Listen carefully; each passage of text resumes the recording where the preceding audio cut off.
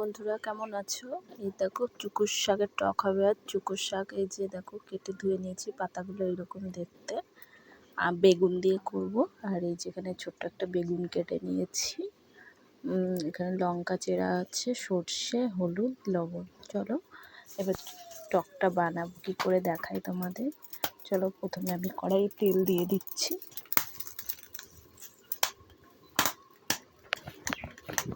এরপর দিয়ে দিচ্ছি সর্ষে ফোড়ন তেলে।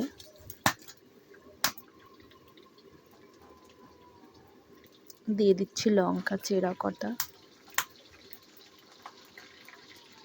আর হলুদ দিয়ে দিচ্ছি।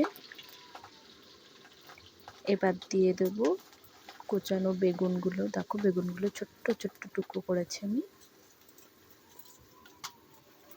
আর দিয়ে দিচ্ছি স্বাদ মতন লবণ।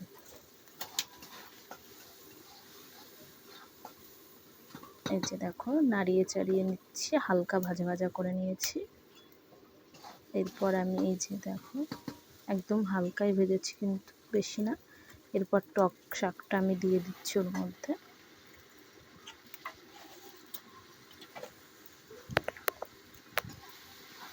এবার নাড়িয়ে চাড়িয়ে নিচ্ছি। দেখো এটা জল লাগবে না দেওয়া, তোমার এমনি হয়ে যাবে। এরকমভাবে নাড়িয়ে চাড়িয়ে নিয়ে নামিয়ে নিলেই রেডি চুকুর শাকের টক বেগুন দিয়ে।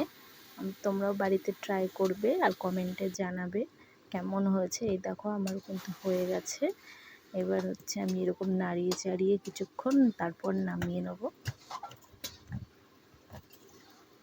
এই যে দেখো আমি এবার তুলে নিচ্ছি।